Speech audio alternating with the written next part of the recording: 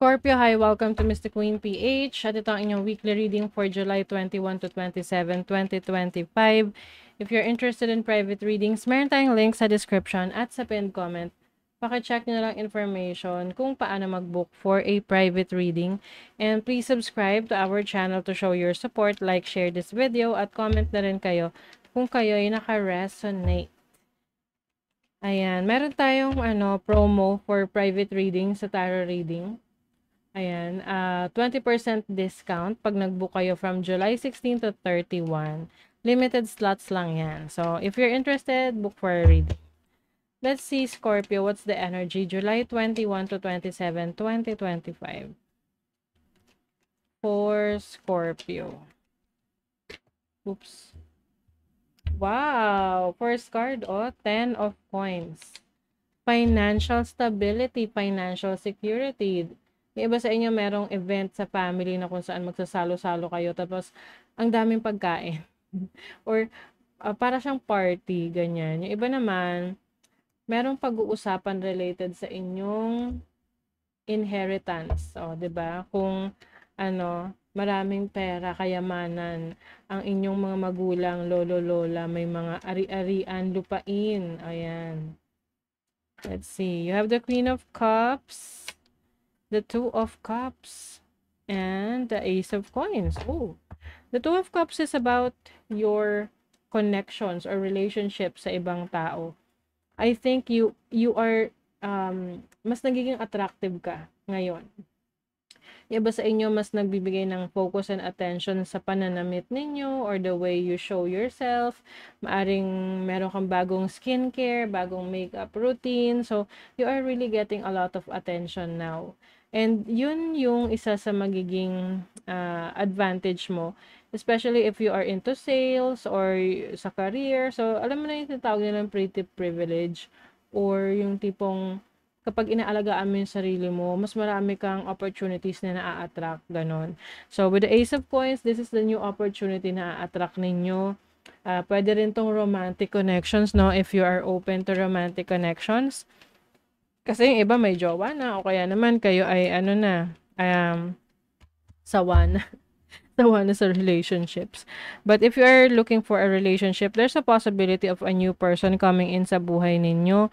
This can also mean a business partnership or parang offer for a new job or career. O, diba?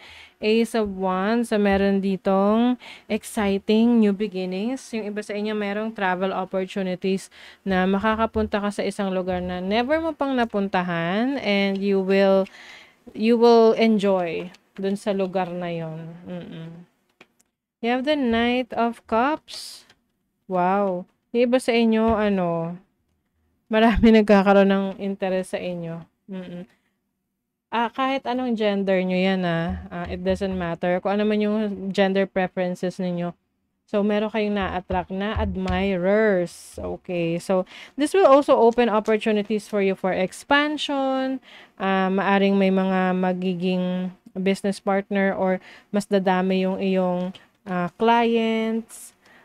Yung iba naman, if you are working, merong mas magandang opportunity na ibibigay sa'yo sa trabaho. Pwedeng merong promotion or bagong responsibility, pero meron tong kapalit rin na compensation.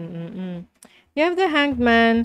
So, you are also checking things into perspective, no? Yung ibig sabihin, mas nagiging aware ka sa nangyayari sa buhay mo at ngayon na nakikita mo na merong magandang resulta yung mga pinaghirapan mo, yung effort mo. Ngayon ay tinitingnan mo na kung ano yung next step mo. Ano na yung susunod mong gagawin. Kumbaga, yes, nakuha mo na yung iyong goal, yung iyong siniset na goal, and ano na yung susunod, 'di ba? So, you may be planning for your next goal o yung bago mong ipupursue.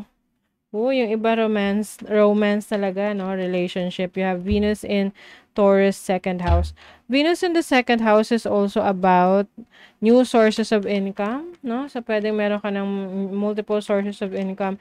This is also your values, your love, yung iba sa inyo, you are connecting with someone na may kaya sa buhay or maganda yung estado niya ng trabaho niya or career. Pay attention lang sa ano, yung medyo parang magiging egotistical or egoistic. Na parang medyo mataas ang tingin sa kanyang sarili. Oo. Lalo na kung ano, kumbaga ano, marami ka nang napatunayan sa buhay or maraming blessings na dumarating sa'yo. Kailangan grounded ka pa rin, 'di ba? Dahil syempre, yan yung magbibigay sa'yo ng feeling of gratitude. To be thankful for the blessings na meron ka. You have the moon in the 3rd house. So, this is about communication. This is about learning. So, yung iba sa inyo, maaring meron kayong mga bagong pag-aaralan, no, na abilities or may mga skill set ka na i-improve pa, i-acquire na skills. Mas gusto mo ngayon na marami kang alam, marami kang kayang gawin, para mas maraming opportunities ang pwedeng dumating sa'yo. Marami kang ma-attract. O you have evolve, which is transformation, no? Merong changes, merong improvement. Some of you, itong transformation na to can be related to your finances. Yung tipong mas uunlad ang kaperahan, yung pasok ng pera. Yung iba meron kang i-let go na anything that is no longer serving you can be your mindset na kung ganito, halimbawa yung mindset mo sa trabaho or sa career mo ay hindi nakakatulong sa pag-unlad mo. So, you are letting go of that, 'di ba? Let's see what else. Uy, forgiveness. So, yung iba sa inyo, you are forgiving someone. Maaring na-realize mo na it's time to move on from that issue, from that problem para hindi na mabigat sa kalooban mo. Ayan. Kasi yung iba sa inyo, you are going through spiritual awakening. You are realizing na yung mga hinuhold mo pa na sama ng loob, yan lang yung parang nagpapabigat sa kalooban mo at yan yung nagpe-prevent sa'yo from going through a transformation. Ayan. So, ikaw ay mas wiser. Yes, you are wiser through experiences. And mas kumbaga, mas nag-mature ka na, alam mo na kung ano yung gusto mo sa buhay mo. Intention, number 1. What if the only resolution was to love yourself more? Yes. Hindi naman ibig sabihin na mahal mo yung sarili mo, selfish ka na. Doon nga tayo dapat nagsisimula to love ourselves para puno tayo.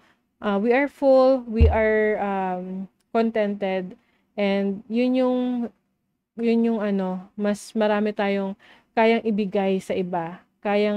We can really love others.